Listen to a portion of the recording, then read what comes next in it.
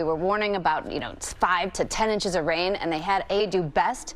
It takes so much training to get those high water rescues in, by the way. And then checking in on Granite Falls, the Stillaguamish River actually hit its highest level on record. Those records go back to the 1940s, so this was huge, and you can see what it looked like all around Arlington, Washington. I'd love to tell you it's done, but we've got another one coming Thursday and a whole nother one on Saturday, and so you end up with this weekend in the Gulf. We'll talk more about that in a bit. Your local weather, though, in 30 seconds. When you know you're hungry for snowboarding and skiing, you get out there, the wind is blowing, A-Basin, people they don't care. They're like, just give me some time on the slopes. So they were getting that in. With that storminess, though, and ahead of it, there were record warmth.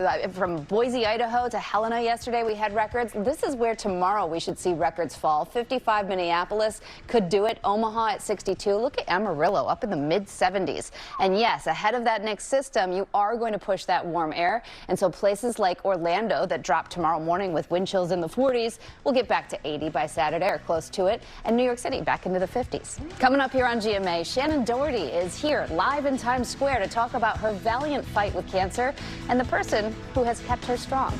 Plus the RSV reality check with cases on the rise and the holiday season in full swing and how you can combat it. Stick around. Your local news and weather are also up next.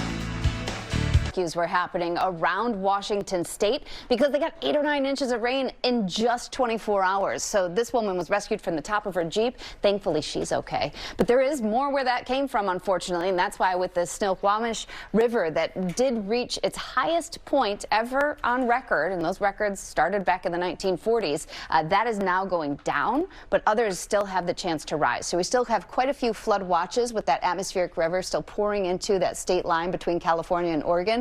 And then a second storm that comes through tomorrow, and then we've got another one for Saturday. The snow elevation is going to lower, meaning that you'll get more snow with the Saturday storm, but in the meantime, you could pick up another couple 4-8 inches at the coast of rain, and then juju snow into the mountains. We do also want to note on Saturday, Memphis back to Houston. Please watch for severe storms.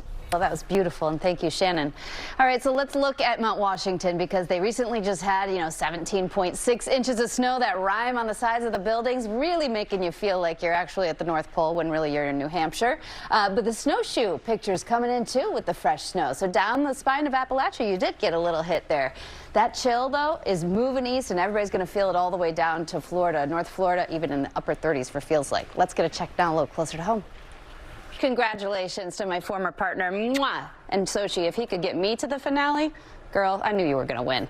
All right, so let's start with Houston because we have a look across the city that looks decent for now, right? We're going to have some mild and even warm air, but by Saturday, we'll start to open up the skies and that cold front comes through. That's going to end up meaning a severe thunderstorm outbreak potentially. So Louisiana, Arkansas, Western Tennessee, and even Mississippi, including Rolling Fork, will get in on that action on Saturday. So as it gets closer, we'll make it more detailed and tell you what to expect. But the rain really gets going here along the I-95 corridor Sunday afternoon. That's the big picture. Let's get a check now a little closer to home. Oh, thank you to Troy.